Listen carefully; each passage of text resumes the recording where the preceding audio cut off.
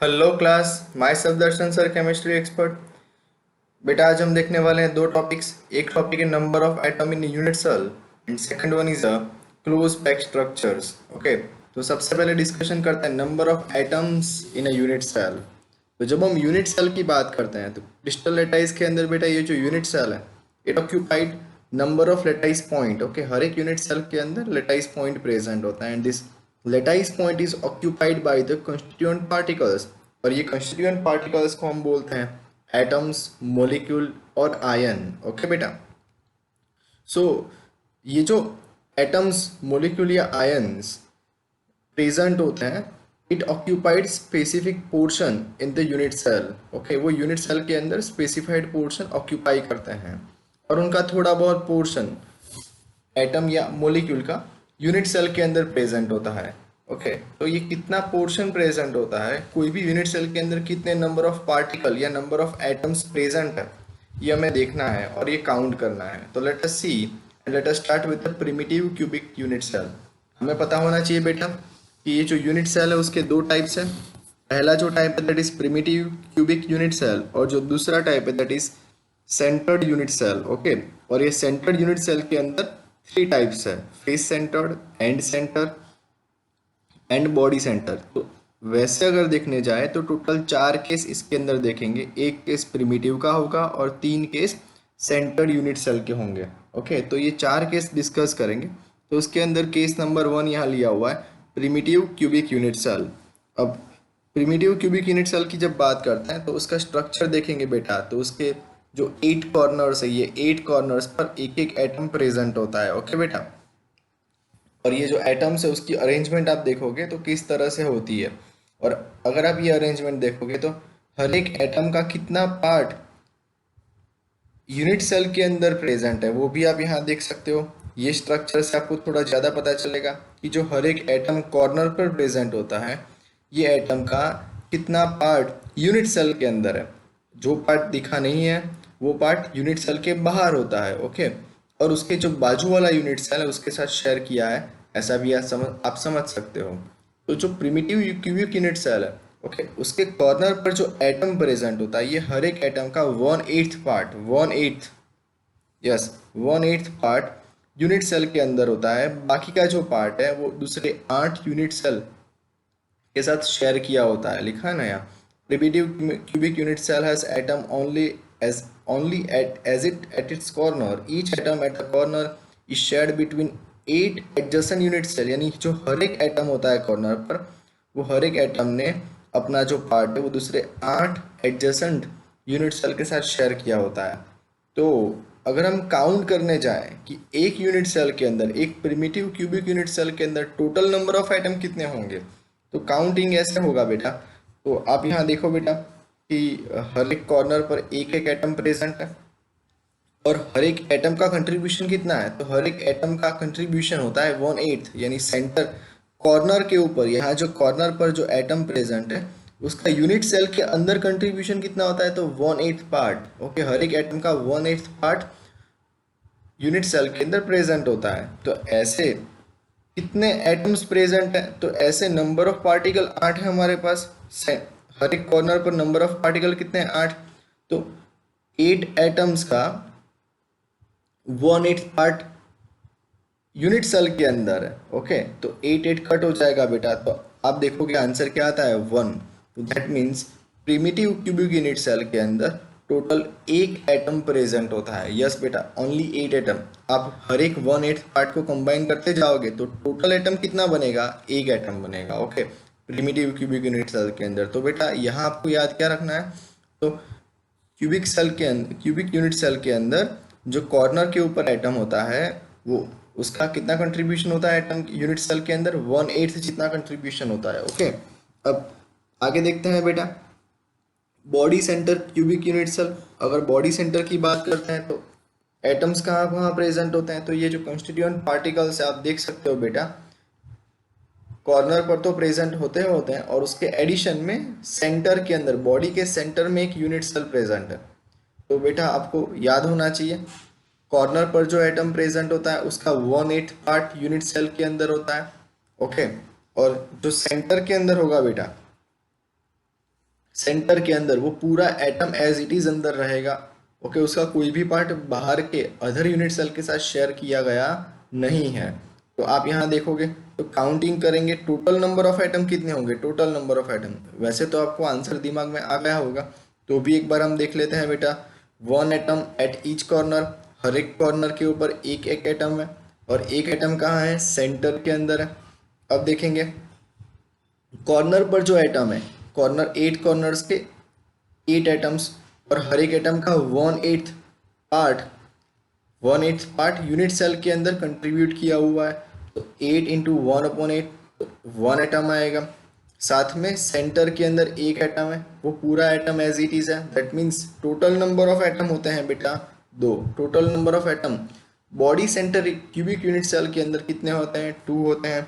Okay, similar way बेटा हम चाहते हैं third number face centre cubic unit cell. Face centre के अंदर बेटा कॉर्नर के ऊपर 8 एटम्स, प्लस एडिशन में हर एक फेस के सेंटर में, हमें पता होता है क्यूब के अंदर 6 फेसेस आर देयर, ये हर एक फेस के सेंटर में एक एक एटम प्रेजेंट होता है। ओके, आप यहाँ डायग्राम देख सकते हो, डायग्राम से आपको पता चलेगा कि कॉर्नर के ऊपर जो एटम है अगेन उसका 1/8 पार्ट कंट्रीब्यूट है यूनिट सेल के अंदर। बट आप यहाँ देखोगे फेस के सेंटर में जो यूनिट सेल है, वो फेस के सेंटर में जो यूनिट सेल है, सॉरी यूनिट सेल के सेंटर, यूनिट सेल की जो हर एक फेस है, ये फेस के सेंटर में जो एटम प्रेजेंट है या कंस्टिट्यूएंट पार्टिकल है, उसका हाफ पार्ट यूनिट सेल के अंदर है, और हाफ पार्ट बाजू वाला जो एडजेसेंट यूनिट सेल होता है उसके साथ शेयर किया होता है। ओके, तो आप यहाँ देखोगे बेटा 1 atom at each corner and 1 atom at each face.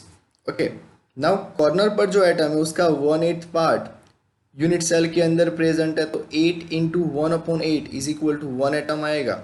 Similar way कितनी फेसेस है बेटा, तो क्यूब के अंदर कोई भी क्यूब होता है उसके अंदर 6 फेस है, और फेस के अंदर जो एटम प्रेजेंट है उसका कितना पार्ट यूनिट सेल के अंदर कंट्रीब्यूट किया हुआ है, तो आप देखोगे हाफ पार्ट हर एक एटम का यूनिट सेल के अंदर प्रेजेंट होता है। तो हम यहाँ लिखेंगे 1/2। ओके, इसलिए 6 इंटू 1/2 क्या होता है बेटा, 3 होता है ना, तो 3+1 टोटल कितने होंगे, 4 एटम।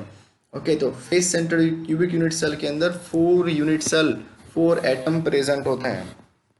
ओके, अब हम देखते हैं आगे एंड सेंटर की ओर जाएंगे बेटा। एंड सेंटर के अंदर आप देखोगे बेटा, एंड सेंटर के अंदर 8 कॉर्नर्स पर 8 पार्टिकल प्रेजेंट होते हैं। साथ में कोई भी दो अपोजिट फेसिस, कोई भी दो, यहाँ मैंने ये दो अपोजिट फेसिस के सेंटर में एटम रखे हैं, that is called and centre. तो काउंटिंग कैसे होगा बेटा, तो 1 atom at each corner plus 1 atom on opposite face. Okay, अब काउंटिंग 8 कॉर्नर पर जो एटम प्रेजेंट है उसका 1/8 पार्ट, 8 इंटू 1/8 1 एटम हो गया। अब कोई भी जो दो अपोजिट फेसिस है, यहाँ आप देख सकते हो ये जो दो अपोजिट फेसिस है उसके सेंटर में जो एटम्स प्रेजेंट है। ओके, अब उसका काउंटिंग देखते हैं बेटा। तो फेसिस के अंदर जो एटम्स प्रेजेंट होते हैं उसका हाफ पार्ट अंदर की ओर कंट्रीब्यूट होता है, हाफ पार्ट बाहर होता है, इसलिए मैंने यहाँ लिखा है 1/2। ओके, तो 2 into 1/2 is equal to 1 atom. तो टोटल नंबर ऑफ एटम कितने होते हैं यहाँ, तो टोटल नंबर ऑफ एटम होते हैं 2। ओके, तो आपको याद रखना है बेटा, एंड सेंटर है, फेस सेंटर है, बॉडी सेंटर है, उसके अंदर कितने एटम्स प्रेजेंट होते हैं। अगर याद नहीं रहता तो आप काउंटिंग भी कर सकते हो, जो मैंने आपको यहाँ सिखाया। तो ये तो था number of atom in unit cell. अब जो टॉपिक आने वाला है that is close pack structure. Okay बेटा, ये जो क्लोज पैक स्ट्रक्चर है बेटा, उसके अंदर आपको सिखाया जाएगा कि how many atoms are present, और किस तरह से ये एटम्स, ये तो हमने देख लिया कितने एटम्स प्रेजेंट है, बट ये एटम्स किस तरह से कोई भी सॉलिड के अंदर अरेंज होते हैं, और ये एटम्स इस तरह से अरेंज हो गए कि उनके बीच में मिनिमम स्पेस हो, मिनिमम स्पेस वैकेंट रहे, खाली रहे, उस तरह से वो अरेंज होते हैं। और उनकी जो डिफरेंट अरेंजमेंट होती है, ये डिफरेंट अरेंजमेंट 1 डायमेंशन के अंदर, 2 डायमेंशन के अंदर एंड 3 डायमेंशन के अंदर हमें यहाँ देखनी है। So here we see the close packing in 1 dimension, close packing in 2 dimension, close packing in 3 dimension. बेटा टॉपिक थोड़ा लंबा है, पूरा थियोरेटिकल पोर्शन है, शायद आपको घंटा लाए, बट आपको फोकस करना है यहाँ। ओके, तो एटम सब पास पास में अरेंज होते हैं, तो क्लोज पैक स्ट्रक्चर का फॉर्मेशन करते हैं, और ये स्ट्रक्चर 1 डायमेंशन, 2 डायमेंशन, 3 डायमेंशन के अंदर जब अरेंज होता है तो कैसे क्रिस्टल लेटाइस का फॉर्मेशन होगा वो यहाँ डिस्कस करेंगे। ओके, तो सबसे पहले हम देखेंगे क्लोज पैकिंग इन 1 डायमेंशन। बेटा क्लोज पैकिंग इन 1 डायमेंशन के अंदर जब एटम्स को अरेंज करना है, यानी जब 1 डायमेंशन के अंदर हमें एटम्स को अरेंज करना होता है तो एटम्स की अरेंजमेंट एक ही तरह से होती है, उसके अंदर कुछ अलग अलग तरीके से अरेंजमेंट नहीं होती है। ओके, यानी एक एटम के बाजू में दूसरा, दूसरे के बाजू में तीसरा, तीसरे के बाजू में चौथा, इस तरह से एक सिंगल रो का फॉर्मेशन होता है। यानी एक एटम दूसरे एटम को टच करता है, दूसरा तीसरे को, इस तरह से एक सिंगल रो का फॉर्मेशन होता है। ये रो वर्टिकल भी हो सकती है या हॉरिजॉन्टल भी हो सकती है। ओके, तो एक ही तरह से 1 डायमेंशन के अंदर हम एटम्स को अरेंज कर सकते हैं, इसके अंदर कोई दूसरा अरेंजमेंट नहीं होता। यानी जो हर एक कंस्टिट्यूएंट पार्टिकल है, बेटा आप यहाँ देखोगे जो हर एक कंस्टिट्यूएंट पार्टिकल है उसके आसपास 2 पार्टिकल के कांटेक्ट में होता है, नियरेस्ट कांटेक्ट में होता है। ओके, और इसी पर से बेटा आपको एक डेफिनेशन सीखनी है जिसका नाम है कोऑर्डिनेशन नंबर। यहाँ आप देखोगे बेटा जो एक एटम है उसके बाजू में दूसरा एटम, दूसरे के बाजू में तीसरा, इसी तरह से एटम एक दूसरे के आजू बाजू में अरेंज होते हैं। तो मैं बात कर रहा था कोऑर्डिनेशन नंबर की। कोऑर्डिनेशन नंबर किसे कहते हैं? तो number of nearest neighbour of particle, number of nearest neighbour of particle, यानी कोई पर्टिकुलर पार्टिकल है उसके आसपास जो नियरेस्ट पार्टिकल होते हैं या तो जो पार्टिकल डायरेक्ट कांटेक्ट में होते हैं, ऐसे पार्टिकल्स को बोलते हैं कोऑर्डिनेशन नंबर। यहाँ आप देखोगे बेटा कि सपोज ये वाला स्फीयर मैं यहाँ कंसीडर करता हूँ, तो ये जो स्फीयर है उसके नियरेस्ट कांटेक्ट में सबसे पास में कौन से कितने पार्टिकल है? 2 पार्टिकल आप देख सकते हो। ओके, तो ये जो 2 पार्टिकल है, ये जो 2 डिजिट हमने लिखा उसको बोलते हैं कोऑर्डिनेशन नंबर। सपोज इसके कांटेक्ट में 3 पार्टिकल हो, सपोज 4 पार्टिकल हो, तो कोऑर्डिनेशन नंबर, ये जो स्फीयर है उसका कोऑर्डिनेशन नंबर क्या होगा? 4। तो 1 डायमेंशन के अंदर जब हम एटम्स को अरेंज करते हैं तो हर एक एटम का कोऑर्डिनेशन नंबर आता है 2, यानी हर एक एटम दूसरे 2 एटम के डायरेक्ट या तो नियरेस्ट कांटेक्ट में होता है। सो number of nearest neighbouring particle is called coordination number. Okay, अब आगे देखते हैं। तो ये तो हमने कोऑर्डिनेशन नंबर के बारे में देख लिया। अब देखेंगे close packing in 2 dimension. Close packing in 2 dimension देखते हैं बेटा। 2 डायमेंशन के अंदर हम एटम्स को अरेंज कैसे करेंगे बेटा? तो जब 2 डायमेंशन के अंदर एटम्स को अरेंज करना होता है तो उसके 2 डिफरेंट तरीके हैं। अब आपने आगे वाले क्लोज पैकिंग इन 1 डायमेंशन के अंदर देखा कि जब एक एटम के बाजू में दूसरा एटम, दूसरे के बाजू में तीसरा एटम जब अरेंज किया तो एक रो का फॉर्मेशन हुआ, एक लाइन बनी। ओके, तो यहाँ जो रो होती है, एक रो को जब दूसरी रो के ऊपर अरेंज करते हैं तो 2 डायमेंशन अरेंजमेंट होता है। जो क्लोज पैकिंग बनता है वो 2 डायमेंशन के अंदर बनता है। ओके, और ये जो अरेंजमेंट है वो हम 2 डिफरेंट वे से कर सकते हैं। यस बेटा, 2 डिफरेंट वे से कर सकते हैं। कैसे करेंगे? तो ये मैं आपको बता रहा हूँ। यहाँ क्या करना है, तो जो फर्स्ट रो होती है उसके ऊपर जब सेकेंड रो रखते हैं, फर्स्ट रो, जैसे कि ये मेरी फर्स्ट रो है। ओके, इसके अंदर जो ये जो रो बनाई है मैंने, इसके अंदर रो की अरेंजमेंट है उसको मैं नाम देता हूँ ए टाइप की रो है। ओके, अब इसके ऊपर मैं सेकेंड रो अरेंज करता हूँ। सेकेंड रो जब उसके ऊपर मैं अरेंज करूँगा बेटा, यस, ये मैंने सेकेंड रो अरेंज करी। आप देखोगे ये जो फर्स्ट रो थी उसके एग्जैक्ट ही मैंने यहाँ सेकेंड रो अरेंज करी। ओके, सिमिलर वे, और इसीलिए ये जो सेकेंड रो है उसकी जो अरेंजमेंट है it is same as the first row. Okay, उसकी जो पैटर्न है, अरेंजमेंट है, वो पहले रो जैसी है, तो उसकी पैटर्न को भी मैं नाम दूंगा ए। सिमिलर वे में जब तीसरी रो अरेंज करता हूँ तो तीसरी रो भी इसी तरह से अरेंज करता हूँ। तो आप यहाँ देखोगे हॉरिजॉन्टल एंड वर्टिकल फॉर्म के अंदर देखोगे, यहाँ हॉरिजॉन्टल एंड वर्टिकल देखोगे तो हर एक स्फीयर एक दूसरे के ऊपर और नीचे परफेक्टली अलाइन है। Okay, vertical and horizontal alignment यहाँ आपको देखने को मिलता है। ओके, आप यहाँ देख सकते हो वर्टिकल एंड हॉरिजॉन्टल अरेंजमेंट देख सकते हो। साथ में हर एक रो की पैटर्न देखोगे तो आपको सेम टाइप के देखने को मिलती है, सेम टाइप की पैटर्न यहाँ देखने को मिलती है। ओके, इसलिए ये जो पैटर्न है उसको मैं बोलूँगा ए टाइप की पैटर्न। ओके, सिमिलरली वी में place more one row to obtain A type of pattern. तो ये ए टाइप की पैटर्न हो गई।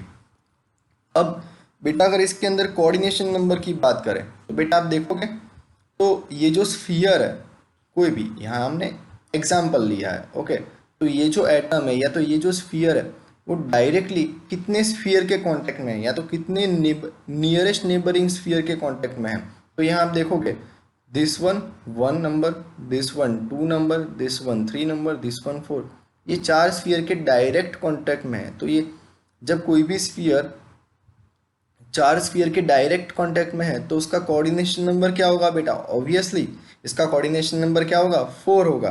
तो ये जो क्लोज पैकिंग इन 2 डायमेंशन है इसके अंदर ये जो टाइप की अरेंजमेंट है, ये ए टाइप की जो अरेंजमेंट है, याद रखना बेटा इसके अंदर 2 डिफरेंट अरेंजमेंट है। ये पहली अरेंजमेंट है ए टाइप की, उसके अंदर जो कोऑर्डिनेशन नंबर आता है वो कितना आता है? 4 आता है। ओके, दूसरी बात आपको यहाँ देखनी है और समझनी है। वैसे यहाँ मैंने ये वाला एग्जांपल लिया, आप ये वाले स्फीयर का भी एग्जांपल ले सकते हो।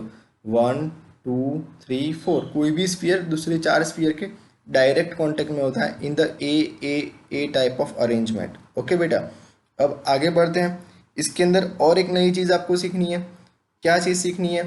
तो ये जो नेबरिंग, कोई भी स्फीयर के ये जो नेबरिंग कॉन्टेक्ट वाले जो स्फीयर है उसके सेंटर को जब आप कनेक्ट करते हो, जैसे कि ये वाला स्फीयर है, ओके, उसके नेबरिंग 4 स्फीयर, ये 1 2 3 4, इसके सेंटर को जब मैं एक लाइन से कनेक्ट करता हूँ तो आपको एक शेप देखने को मिलता है। बेटा ये शेप कौन सा बना? Square shape. Yes, okay, square shape बना। इसलिए ये जो अरेंजमेंट है, ये अरेंजमेंट का नाम दिया हमने square close packing in 2 dimension. Square close packing in 2 dimension, और बेटा शॉर्ट में आप उसको एस सी पी स्ट्रक्चर भी बोलते हो। S C P structure in 2 dimension भी हम बोल सकते हैं। Again it is a square close packing in 2 dimension. Okay बेटा, अब आगे बढ़ते हैं बेटा। दूसरी जो अरेंजमेंट है इसके अंदर आप देखोगे कि हमें सेकेंड रो को फर्स्ट रो के ऊपर अरेंज करना है। जब सेकेंड रो को हम फर्स्ट रो के ऊपर अरेंज करते हैं तो किस तरह से अरेंजमेंट देखने को मिलती है। बट ये जो अरेंजमेंट है वो किस तरह से करनी है? तो आप देख रहे हो ये जो फर्स्ट रो है उसके बीच में ये जो डिप्रेशन है, डिप्रेशन यानी ये जो आप खड्डे जैसा दिख रहा हो, यस, इसके अंदर मुझे सेकेंड रो के स्फीयर को अरेंज करना है। अब देखो यहाँ ये सेकंड रो मैंने किस तरह से अरेंज करी। ओके, ये जो डिप्रेशन है, ये डिप्रेशन के अंदर मैंने ये सेकंड रो को अरेंज करी, सेकंड रो के स्फीयर को मैंने अरेंज किया। ओके, अब फिर से मैं थर्ड रो अरेंज कर रहा हूँ। जब थर्ड रो अरेंज करूँगा अब आपको पता चलेगा कि it is similar to the first one, ये फर्स्ट वन के सिमिलर है। बट ये जो सेकेंड रो की अरेंजमेंट है वो फर्स्ट वन जैसी नहीं है। वो तो मैंने डिप्रेशन में अरेंज करी, ये फर्स्ट के जो डिप्रेशन है उसके अंदर अरेंज करी, तो सेकेंड रो की पैटर्न चेंज हो जाती है, इसलिए मैंने उसको नाम दिया बी। ओके, बट ये जो थर्ड रो है it is similar to the first one, it is align to the first one, इसलिए मैंने उसको नाम दिया अगेन ए। अब वापस से एक रो लाता हूँ, उसके अंदर अरेंजमेंट आप देखोगे it is similar to the second one, तो इसीलिए मैंने उसको नाम दिया बी। तो यहाँ आप देखोगे पैटर्न कौन सी बनती है? ए बी टाइप की पैटर्न बनती है। ओके, ए बी टाइप की पैटर्न बनती है। अब एक चीज़ आपको यहाँ सीखनी है, जैसे कि कोऑर्डिनेशन नंबर, कि इसके अंदर कोऑर्डिनेशन नंबर क्या होगा। ओके, तो कोऑर्डिनेशन नंबर की जब हम बात करते हैं बेटा, तो कोऑर्डिनेशन नंबर यहाँ क्या होता है तो हम देखते हैं। तो सपोज मैंने ये आइटम चूज किया, ओके, तो ये आइटम दूसरे कितने आइटम के डायरेक्ट कांटेक्ट में है? तो ये जो आइटम है वो दूसरे 1 2 3 4 5 6 आइटम के डायरेक्ट कांटेक्ट में है। तो आपको समझ में आ गया बेटा कि कोऑर्डिनेशन नंबर क्या होगा उसका? 6 होगा। यस, और जो मोस्ट इम्पॉर्टेंट बात है कि जब हम एटम्स को इस तरह से अरेंज करते हैं, ये जो आपको अरेंजमेंट दिखाई है ए बी टाइप की पैटर्न से अरेंज करते हैं, तो आप देखोगे कि we can see the less free space in between the atom, कि एटम्स के बीच में कम से कम खाली जगह प्रेजेंट होती है, वैकेंट प्लेस प्रेजेंट होती है, और इसीलिए this packing is more efficient. ये जो पैकिंग है वो स्क्वायर क्लोज पैकिंग यानी जो पहला वाला था ना उससे मोर एफिशिएंट होता है। अब दूसरी बात आप यहाँ देखोगे कि ये जो नेबरिंग एटम्स है, ओके, कोई भी एटम के जो नेबरिंग एटम्स है, कितने एटम्स होते हैं बेटा? 6। ओके, इसके सेंटर को जब मैं कनेक्ट करके जाता हूँ तो मुझे एक जियोमेट्रिकल शेप देखने को मिलता है। कौन सा शेप देखने को मिलता है? हेक्सागोनल शेप देखने को मिलता है। हमें यहाँ हेक्सागोनल शेप देखने को मिला, इसीलिए बेटा इसका नाम हमने क्या रखा? Hexagonal close packing. क्या रखा बेटा? Hexagonal close packing in the 2 dimension. Okay, तो ये चीज़ भी आपको यहाँ ध्यान रखनी है। पहला हमने देखा स्क्वायर क्लोज पैकिंग यानी SCP इन 2 डायमेंशन। यहाँ मैंने आपको सिखाया हेक्सागोनल क्लोज पैकिंग यानी HCP, it is a HCP in 2 dimension. Okay, मैं यहाँ डायमेंशन भी यूज़ कर रहा हूँ बिकॉज यही टाइप की अरेंजमेंट, यही टाइप के नाम 3 डायमेंशन के अंदर भी आएंगे। ओके, अगर बेटा आप ये फिगर ध्यान से ऑब्जर्व करोगे तो यहाँ आपको ये खाली जगह देखने को मिलती है, वैकेंट प्लेस। ये जो वैकेंट प्लेस आप ऑब्जर्व कर रहे हो उसको हम बोलते हैं वॉइड्स। क्या बोलते हैं बेटा? Voids. It's a empty space, है ना। यहाँ दो एटम्स के बीच में खाली स्पेस है। अब ये जो वॉइड्स है उसका शेप भी अगर आप देखते हो तो आपको शेप, एक पर्टिकुलर शेप देखने को मिलता है। कौन सा शेप है बेटा? Yes, you are right. यहाँ शेप है वो कौन सा है? ट्राइंगुलर शेप है। यस, आपने बराबर करेक्ट वे से ऑब्जर्व किया। ओके, ये ट्राइंगुलर शेप है। और एक चीज आपको ऑब्जर्व करने को मिलेगी कि ये जो ट्राइंगल है उसका पॉइंट डाउनवर्ड डायरेक्शन में और यहाँ अपवर्ड डायरेक्शन में, यहाँ डाउनवर्ड डायरेक्शन में या अपवर्ड डायरेक्शन में। सो ये दो तरह के वॉइड्स आप यहाँ देखोगे। In one row apex of the triangles are pointing upward. जो एपेक्स है वो अपवर्ड डायरेक्शन में पॉइंटिंग, और यहाँ देखोगे तो डाउनवर्ड डायरेक्शन में पॉइंटिंग है। ओके, तो ऐसे दो टाइप के ट्राइंगुलर वॉर्ड आप देख रहे हो। अब हम जानेंगे बेटा close packing in 3 dimension.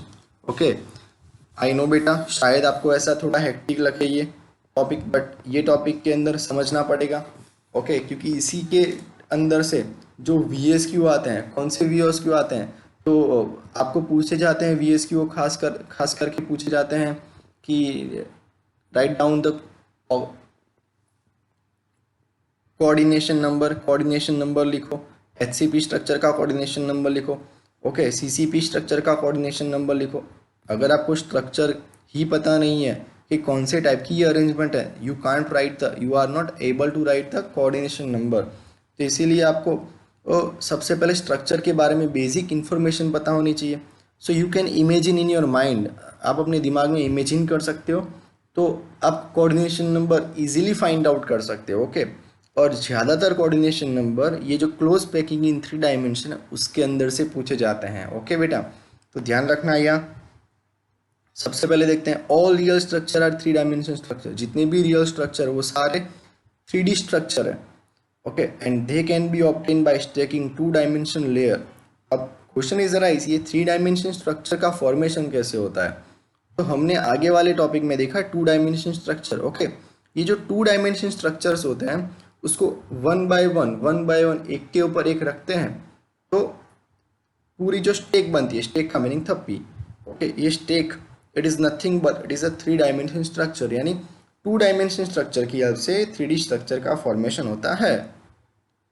Okay, तो हमने लास्ट सेक्शन के अंदर दो तरह के 2 डायमेंशन स्ट्रक्चर देखे। एक था स्क्वायर क्लोज पैक स्ट्रक्चर, दूसरा था hexagonal close pack structure. Okay, तो ये दोनों की हेल्प से हमें जो 3D स्ट्रक्चर मिलते हैं उसका डिस्कशन यहाँ करना है। बहुत मज़ा आएगा बेटा आपको यहाँ। तो इसके अंदर बेटा दो टाइप्स हैं। First is 3 dimension close packing form 2D square close packed layer, और दूसरा दिया है 3 dimension close packing form from 2 dimension hexagonal close packed layer. यानी पहले हमें 3D स्ट्रक्चर कहाँ से बनाना है? स्क्वायर क्लोज पैक स्ट्रक्चर में से बनाना है। बाद में हमें कहाँ से बनाना है? हेक्सागोनल क्लोज पैकिंग में से बनाने का। तो पहले हम देखते हैं 3 dimension close packing structure from the square close packing structure. ये जो स्क्वायर क्लोज पैकिंग स्ट्रक्चर आप देखा ना बेटा, याद आया आपको? Square close packing. ओके, नाम क्यों रखा था? क्योंकि यहाँ स्क्वायर बन रहा था। ओके, तो ये जो स्क्वायर क्लोज पैकिंग स्ट्रक्चर उसके अंदर से हम ये बनाएंगे 3 डायमेंशन क्लोज पैकिंग स्ट्रक्चर। अब कैसे बनता है बेटा, तो ये मैं आपको यहाँ सिखा रहा हूँ। तो ये हमारा 2 dimension square close pack layer है, सिंगल लेयर है। ओके, ये पूरा लेयर एक लेयर होगा। अब उसके ऊपर ही जब मैं दूसरा लेयर प्लेस करता हूँ, दूसरे के ऊपर तीसरा लेयर। अब ये लेयर्स मुझे इस तरह से अरेंज करने हैं कि एग्जैक्टली एक लेयर के ऊपर दूसरा लेयर अरेंज हो, दूसरे के ऊपर तीसरा, यानी वर्टिकल एंड हॉरिजॉन्टल दोनों वे से परफेक्ट अलाइनमेंट मिले। इसी तरह से मुझे यहाँ अरेंजमेंट करना है, जैसे आपने यहाँ किया था ना बेटा, ये एक रो के ऊपर दूसरी रो, दूसरी के ऊपर तीसरी रो, यानी एक स्फीयर के ऊपर दूसरा स्फीयर अरेंज हो इसी तरह से। तो सिमिलर वे ये जो पूरी एक शीट है उसके ऊपर ऐसी ही दूसरी शीट स्फीयर की अरेंज करनी है। ओके, तो जो मुझे स्ट्रक्चर मिलेगा वो 3 डायमेंशन स्ट्रक्चर मिलेगा, क्लोज पैक स्ट्रक्चर मिलेगा। Okay, and the second layer is placed over the first layer such that sphere of the upper layer are exactly above those of the first layer. Okay, एक layer के ऊपर दूसरा layer arrange हो जाए इसी तरह से मुझे रखना है। and in this arrangement sphere of both the layer are perfectly aligned horizontally as well as vertically, okay, shown in the figure. और we may place more layer one above the other, और ये जो arrangement है वो ए type की arrangement होती है। Okay, और उसी ए टाइप की अरेंजमेंट होती है, और ए टाइप की अरेंजमेंट के ऊपर मुझे दूसरी ए टाइप की अरेंजमेंट रखनी है, दूसरी ए टाइप की अरेंजमेंट के ऊपर तीसरी ए टाइप की अरेंजमेंट रखो। इसी तरह पूरा जो यूनिट सेल बनता है, it is a primitive cubic unit cell. Okay, this lattice thus generated is the simple cubic lattice, और उसको हम बोलते हैं प्रिमिटिव क्यूबिक यूनिट सेल। तो ये जो यूनिट सेल बना वो आपको यहाँ डायग्राम में बताया है, बराबर। ये आप नीचे देख रहे हो बेटा, वो पूरी ए टाइप की शीट है, उसके ऊपर दूसरी ए टाइप की शीट, तीसरी ए टाइप की शीट, ऐसे 1 बाय 1 रखते जाओ तो ए टाइप की पैटर्न बनती है। Okay, it is a primitive cubic unit cell. अब आगे हम देखते हैं। हाँ, साथ में आपको ये भी देखना है, यूनिट सेल यानी इतना पोर्शन, ये पूरा क्यूबिक लेटाइस हो गया, कंप्लीट है उसको लेटाइस बोलेंगे। उसका सबसे छोटा part that is called primitive cubic unit cell, जिसका डिस्कशन हमने शुरुआत में ही कर दिया था यूनिट सेल वाले पोर्शन के अंदर। अब देखते हैं 3 dimensional close packing from hexagonal pack layer. Hexagonal याद आया बेटा, हेक्सागोनल ए बी टाइप की pattern, yes that is a hexagonal close pack structure. Okay, इसके अंदर बेटा आपको यहाँ समझाया है दो second layer over the first layer and placing third layer over the second layer. Okay बेटा, अब थोड़ा थोड़ा कंफ्यूजन आपके दिमाग में आएगा बेटा, क्योंकि अब बहुत सारी चीज़ें आपने सीख ली है, बहुत सारी सीखने वाले हो अभी यही टॉपिक में। ओके, ध्यान से याद रखना बेटा, ये क्या लिखा है, placing second layer on the first layer. Okay, second layer on the first layer. अब let us know 2 dimension hexagonal close pack layer A, यानी मैंने ये जो पूरा लेयर है, ये पूरे लेयर को नाम दिया ए लेयर, कंप्लीट लेयर को। हाँ, इसके अंदर रो ए बी टाइप की है, बट ये जो फर्स्ट लेयर है, ये पूरा लेयर जो बना कंप्लीट, उसको मैं नाम दूंगा layer A. And place a similar type of layer above it such that sphere of the second layer are placed in the depression of the first layer. Yes, आपको क्या करना है, मुझे दूसरा ऐसा ही लेयर लेना है, ऐसा ही, बट उसको प्लेस इस तरह से करना है कि उसके जो डिप्रेशन होते हैं, ये डिप्रेशन के अंदर सेकेंड लेयर के स्फीयर अरेंज हो जाए डिप्रेशन के अंदर। ओके, और इसीलिए ये जो सेकेंड लेयर बनता है उसको मैं नाम देता हूँ लेयर बी। ओके, यस, क्योंकि मैंने एग्जैक्ट उसके ऊपर अरेंज नहीं किया, मैंने क्या अरेंज किया, तो उसके जो डिप्रेशन थे वो डिप्रेशन के अंदर मैंने ये लेयर अरेंज किया। तो ये जो दूसरा लेयर बनता है उसको मैं नाम देता हूँ बी। कुछ इस तरह की अरेंजमेंट मुझे देखने को मिलती है। Okay, and it can be observe in the figure that all the triangular void of the first layer are not covered by the sphere of the second layer. आप देखोगे बेटा, ये जो ट्राइंगुलर वॉइड है, yes this are known as triangular void. तो जब मैं ये सेकेंड लेयर को प्लेस करता हूँ, सेकेंड लेयर को पहले लेयर के ऊपर प्लेस करता हूँ, तो जितनी भी ट्राइंगुलर वॉइड है वो सारे ट्राइंगुलर वॉइड क्लोज नहीं होते हैं, कवर नहीं होते हैं सेकेंड लेयर से। देखोगे आप तो यहाँ ये जो वॉइड है वो खुले रह जाते हैं, ये वॉइड खुले रह गए, बहुत सारे वॉइड कवर भी हो गए। यहाँ देखोगे ये वाले वॉइड यहाँ देखोगे कवर हो गए सेकेंड लेयर से, फर्स्ट लेयर के ये वाले जहाँ जहाँ टी लिखा है बेटा ये सारे वॉइड कवर हो गए, बट ये जो जहाँ जहाँ ओ लिखा है वहाँ देखोगे तो वॉइड्स खुले हैं। ओके, और इसीलिए यहाँ डिफरेंट टाइप की अरेंजमेंट का फॉर्मेशन होता है। This give a rise of different arrangement whenever a sphere of the second layer is above the void of the first layer, tetrahedral void is form. Okay बेटा, तो याद रखो बेटा कि जब मैं फर्स्ट लेयर के ऊपर सेकेंड लेयर प्लेस करता हूँ, बट कैसे, डिप्रेशन वाले फॉर्म के अंदर, यानी फर्स्ट लेयर का जो डिप्रेशन है उसके ऊपर सेकेंड लेयर जब अरेंज करता हूँ तो वहाँ दो टाइप के वॉइड का फॉर्मेशन होता है। एक वॉइड कैसा होता है बेटा कि एक वॉइड देखोगे तो जो फर्स्ट लेयर का जो वॉइड है उसको सेकंड लेयर ने कवर कर दिया है, तो वहाँ जो वॉइड बनता है उसको बोलते हैं टेट्राहेड्रल वॉइड। लिखा है ना बेटा कि जब सेकंड लेयर है वो फर्स्ट लेयर के वॉइड को कवर कर देता है, फर्स्ट लेयर के वॉइड को कवर कर देता है, तो जो वॉइड बनता है उसको बोलते हैं टेट्राहेड्रल वॉइड। यस बेटा, क्या बोलेंगे? Tetrahedral void. ओके, मैं आपको समझाता हूँ ज़्यादा डिटेल में। This void are called tetrahedral void because a tetrahedron is form, क्योंकि वहाँ जो चार स्फीयर होते हैं, चार स्फीयर कैसे बेटा, तो तीन स्फीयर फर्स्ट लेयर के और चौथा स्फीयर सेकंड लेयर का, वो कनेक्ट होते हैं और टेट्राहेड्रल वॉइड का फॉर्मेशन करते हैं। और वहां पर हमने लिखा है टी। मैं आपको समझाता हूँ बेटा, चिंता मत करना। देखो यहाँ, ये हमारा फर्स्ट लेयर हुआ। Okay, this is our first layer. Okay बेटा, अब इसके ऊपर जब मैं सेकंड लेयर अरेंज करता हूँ, किस तरह से मुझे अरेंज करना है, तो ये फर्स्ट लेयर के डिप्रेशन में मुझे सेकंड लेयर अरेंज करना है।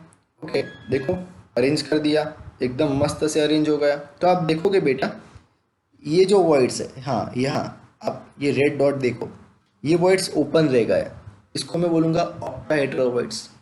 ओके, बट बहुत सारे वर्ड कवर हो गए। यहाँ आप देखोगे ये जो ये वाला वर्ड कवर हो गया, ये वाला वर्ड कवर किसने कवर किया, तो ये जो सेकंड लेयर है, ये सेकंड लेयर के वर्ड ने ये फर्स्ट लेयर के वर्ड को कवर कर दिया। ओके, तो ये जो वर्ड है उसको हम बोलेंगे टेट्राहेड्रल वर्ड। यस, इसको बोलेंगे टेट्राहेड्रल वर्ड। तो I am talking about this tetrahedral word. Okay, अब देखो बेटा ये टेट्राहेड्रल वर्ड के अंदर फॉर्मेशन कैसे होता है, तो आप देखोगे नीचे वाले लेयर में, फर्स्ट लेयर के अंदर वन स्फीयर, ये सेकंड स्फीयर और this one is a third sphere. Yes, उसके ऊपर ये सेकंड लेयर का ये चौथा स्फीयर अरेंज हुआ। तो जब ये चार स्फीयर एक साथ कनेक्ट होते हैं तो एक स्पेसिफिक वर्ड बनता है।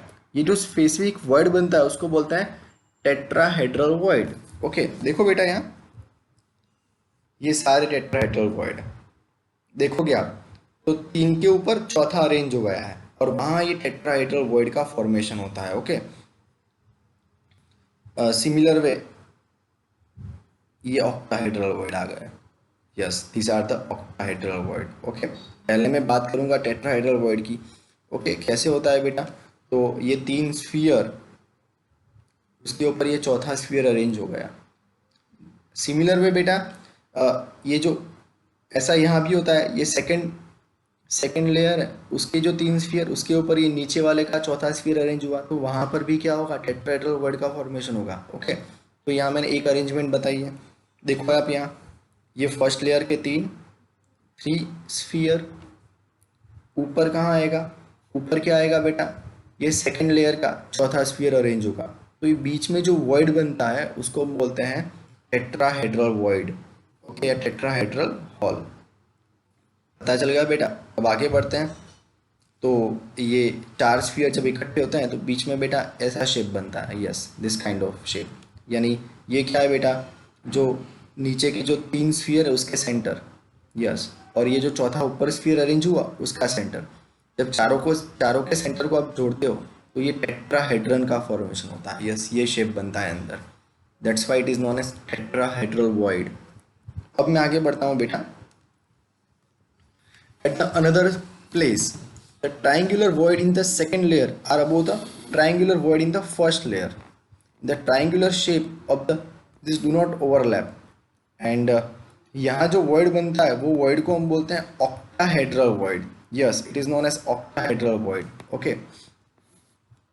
कैसा होता है बेटा, तो आप ये स्ट्रक्चर देखो बेटा। ये स्ट्रक्चर के अंदर क्या होता है बेटा, ये जो नीचे की जो तीन स्फीयर है, यस, ये नीचे के तीन स्फीयर, ये आप देखोगे ना, ब्लू कलर से मैंने यहाँ अरेंज किए हैं। ओके, उसके ऊपर सेकंड लेयर के तीन स्फीयर अरेंज होते हैं, बट वो स्फीयर इस तरह से अरेंज होंगे कि नीचे वाले स्फीयर के जो वॉइड है, नीचे वाले स्फीयर का जो वॉइड है वो ओपन रह जाता है। इसीलिए यहाँ जो वॉइड बनता है उसको बोलते हैं ऑक्टाहेड्रल वॉइड। कैसे बनता है बेटा, देखो यहाँ, ये नीचे वाले स्फीयर, नीचे वाला जो लेयर है उसके तीन स्फीयर, अब इसके ऊपर सेकंड लेयर के तीन स्फीयर अरेंज करता हूँ। यस, ओके, तो यहाँ बेटा क्या होता है, तो ये जो दोनों स्फीयर है उसके ट्राइंगल शेप, हमें पता है कि ये स्फीयर के बीच में जब खाली जगह होती है वो उसका शेप कैसा होता है, ट्राइंगल। ओके, तो ये दो ट्राइंगल कुछ इस तरह से अरेंज होते हैं, एक का एपेक्स ऊपर आता है, दूसरे का एपेक्स नीचे। तो यहाँ जो वॉइड बनेगा ना बेटा, इट्स अ ऑक्टाहेड्रन शेप, इसलिए ये वॉइड का नाम है ऑक्टाहेड्रल वॉइड। ओके, तो वही चीज़ यहाँ आपको समझाई हुई है। This void have been marked as O and such void are surrounded by 6 sphere, यानी ये जो एक वॉइड होता है उसके आसपास 6 स्फीयर होता है, हम यहाँ देख सकते हैं। Okay, and that's why it is known as octahedral void. So number of two type of voids depending upon the number of close packed sphere. Okay, तो इसके अंदर दो टाइप की वॉइड्स देखने को मिले। आगे बढ़ते हैं। अब ये नंबर ऑफ वॉइड्स कैसे काउंट करेंगे, तो वो भी आपको मैं बताया है कि जैसे कि मेरे क्लोज पैक्ड स्फीयर के अंदर सपोज n स्फीयर है, सपोज 50 स्फीयर है, my close packed structure is made up of 50 sphere, तो उसके अंदर ऑक्टाहेड्रल वॉइड कितने होंगे एंड टेट्राहेड्रल वॉइड कितने होंगे। Octahedral void is equal to n, यानी जितने स्फीयर है उतने ही ऑक्टाहेड्रल वॉइड होंगे, यानी अगर 50 स्फीयर है तो ऑक्टाहेड्रल वॉइड कितने होंगे, 50, and tetrahedral void is equal to 2n, यानी 50 इंटू 2 100, तो टेट्राहेड्रल वॉइड कितने होंगे 100, ऑक्टाहेड्रल वॉइड कितने होंगे n, यानी 50। तो ये एग्जाम्पल हुआ, तो ये भी आपको याद रखना है, बहुत बार एग्जाम में ये पूछा हुआ है कि आपको एक क्लोज पैक्ड स्ट्रक्चर दे देंगे कि आपको बताएंगे इसके अंदर नंबर ऑफ स्फीयर इतने हैं, तो इसके अंदर octahedral void and tetrahedral void count करो, तो ये आपको काउंट करना है। कभी कभी फ्रैक्शन के अंदर डिजिट देके भी आपको काउंट करना होता है, तो ये आपके लिए थोड़ा ट्रिकी हो जाता है काउंट करना। ओके, ये भी हम आगे डिस्कस करेंगे, सिखाएंगे आपको।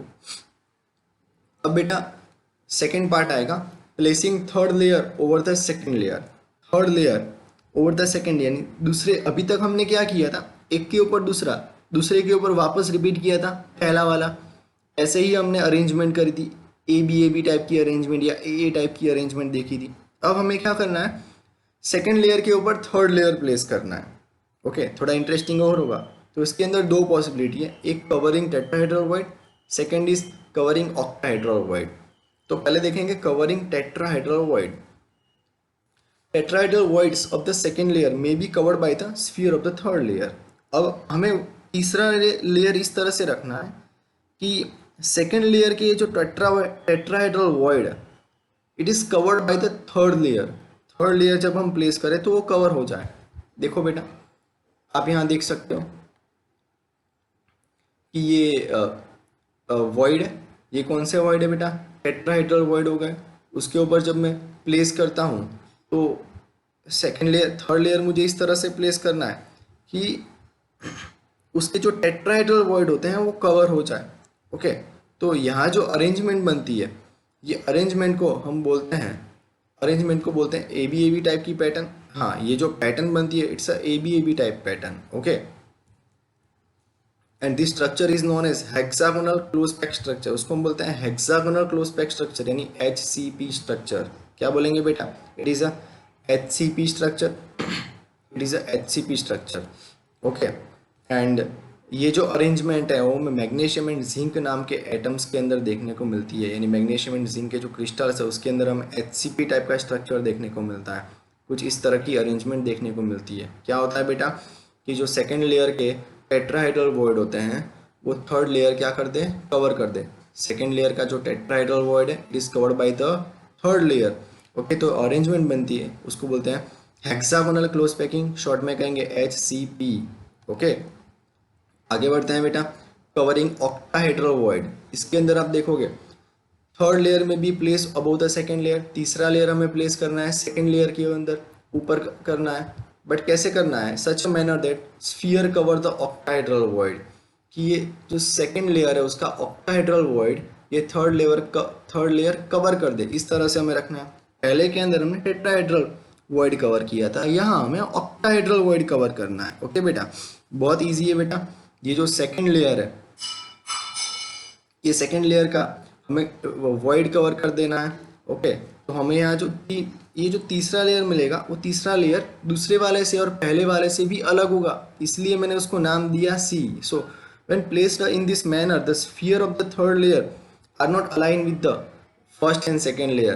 तो जब मैं इस तरह से अरेंज करता हूँ तो ये जो अरेंजमेंट है वो पहले दो के साथ मैच नहीं होती है, और इसीलिए मैं नाम देता हूँ सी टाइप। ओके, इसलिए मैं उसको नाम देता हूँ सी टाइप। तो यहाँ देख सकते हो, तो तीन टाइप की पैटर्न, थ्री अलग अलग पैटर्न हमें यहाँ देखने को मिलती है, ए बी सी। ओके, और इसीलिए ए बी सी टाइप की पैटर्न देखने को मिलेगी। और यहाँ जो नाम पड़ेगा उसका नाम होगा क्यूबिक क्लोज पैक स्ट्रक्चर, यानी C C P structure. It is a cubic close pack structure, और it is also known as face centered cubic structure. It is also known as face centered cubic structure. Short में बोलते हैं बेटा FCC, इसको हम short में बोलते हैं CCP। ये दोनों सेम टाइप के स्ट्रक्चर हो गए।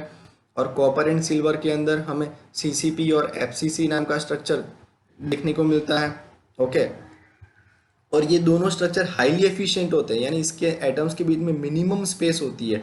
और ये जो एटम्स है वो 74% स्पेस, बेटा याद रखना, 74% स्पेस ऑक्यूपाई करते हैं in either of them, and each sphere is in contact with the 12 sphere. यहाँ जो हर एक स्फीयर होता है वो दूसरे 12 स्फीयर के कांटेक्ट में है, याद रखो बेटा, क्योंकि ये 3 डायमेंशन अरेंजमेंट है।